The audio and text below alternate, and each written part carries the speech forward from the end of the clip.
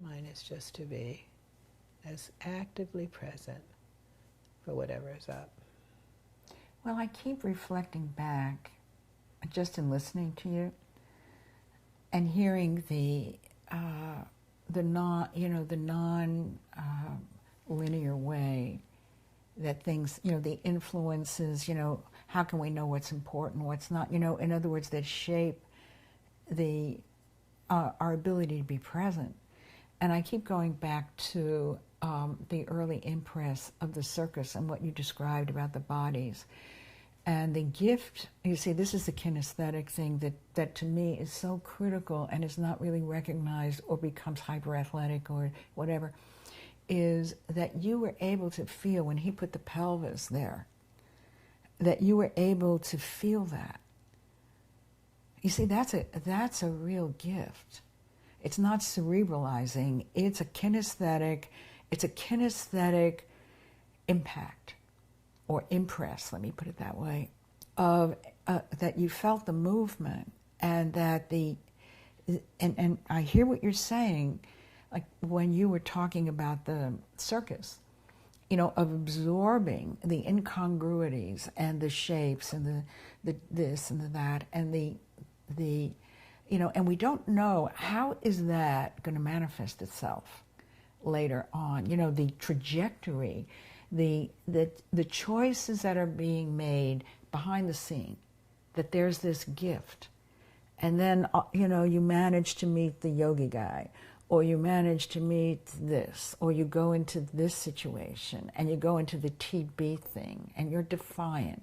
And all these things, are bubbling underground, bringing, so again, our abilities are inexplicable, and yet there's an undercurrent of that capability of recognition. I can feel that. This is important. I can feel this. This giving value, I guess that's what I'm feeling is so important about what you brought into the world, is the valuing of feeling. Which brings me to something that, I don't know if we can have a little diversion here. We were discussing earlier, so we're talking about kinesthetic sensory. We're talking about the current concerns around Alzheimer's. I don't know if you've read the study now where they're saying even with good exercise, even with good relationship, good food, active sex life, crossword puzzles, people are still getting Alzheimer's. And so we were having this discussion about sensation. They never mention sensation, or if they do, and when we're talking about sensation, we're not talking about pain. We're talking about a sensory system, which is part of that kinesthetic capability. You have to be able to sense it, where that seems to be missing. And so we're talking about people who have not had access, either through not being touched or in some way that sensory system didn't develop. I worry about the electronics, where we're constantly messaging without sensory capability, where all of the electronic input, where there's a non-capability of that. And so I want to ask you what your thoughts are in relation to the lack of sensory palette, the multifaceted capability of the sensory system, the enteric capability, the excessive neocortical dependency when you can't feel. And I'm very interested in what you feel about that. First of all, I collapsed 3 times in front of a computer, and I don't use cell phones. I get dizzy. So I have an electromagnetic sensitivity. Yeah. And I just taught in North Carolina in our infant program. And one of the things that that I'm aware of, because I have been seeing children for 50 years, is that they're different today, children with difficulties, and that autism was not present that much years ago. It was very rare that I would see a child with autistic tendencies. Or, for example, children with Down syndrome, they were so peaceful, and now aggression is one of their main challenges. Wow. It used to be if I would see a child who didn't speak for certain reasons, with cerebral palsy, it depends. I mean, there's a level of being able to help. I could help them speak. Those same things don't work anymore. And there are many more children who don't speak. They understand, but they don't speak for different reasons than they used to be. And when I was in Italy, I'm going to say 7, 8 years ago, I saw a little girl who wasn't speaking. I went to a center there, and the old things worked. Within like half an hour, she was able to go. I asked for a B word, bacio is kiss or something, and she was able to begin to speak. And I asked the woman, Gloria, who brought me, this was a little town, do people have a lot of computers and things? And she said, no. So that was interesting to me. And then I see women who are pregnant and they have the purse over their shoulder and they have their cell phone right next to their belly. I see women with a newborn or a little infant. They actually have a little pouch, I think. I flipped out. I saw a woman unzip the carrier and she took out her cell phone from the carrier. There's definitely an overload, and I'm getting better because I can live in a world, I can travel now, where I couldn't go out of the house for 3 years, years ago.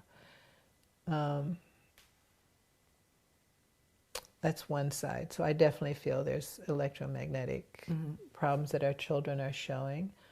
Those who are more susceptible are showing. Other children, perhaps, 2050, whatever. I don't know what's going to happen with the adults and what's going to change, but children will, survival of the fittest or whatever you want to call it. There are children who will adjust to it and they'll be fine, and the children who are not adjusting, I'm not sure. I mean, those are the children I see, and I love them, and I am also concerned about that. Then I'm going to, in terms of Alzheimer's, I saw a woman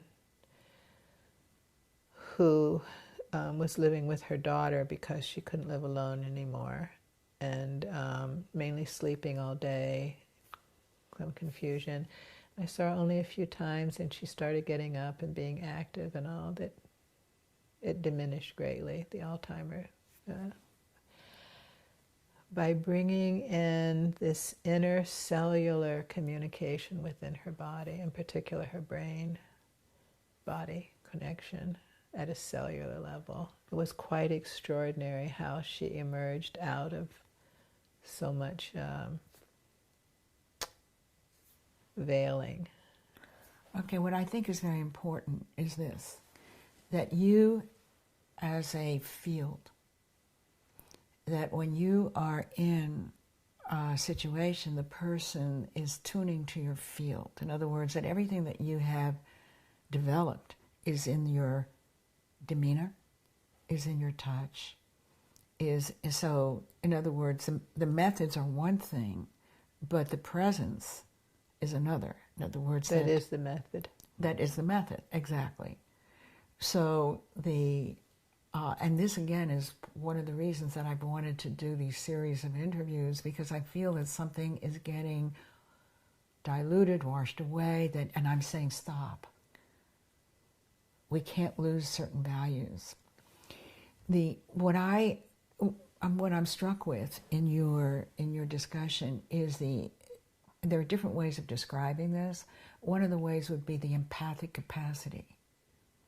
that somehow through the uniqueness of your character, you're able to meet a situation with equanimity. You know, it feels like not having an opinion, not seeing that this is terrible, but this is seeing, I mean, you said so in so many words, not looking at disadvantage.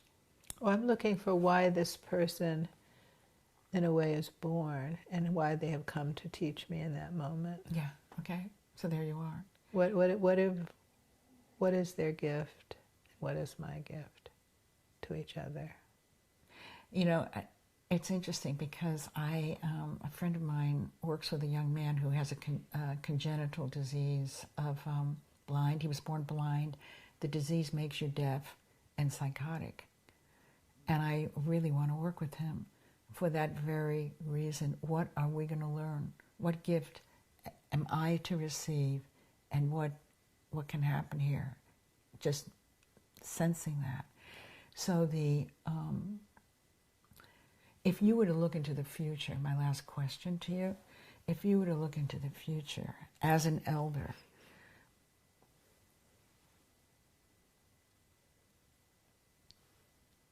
what would you like to see? What would you like to make sure?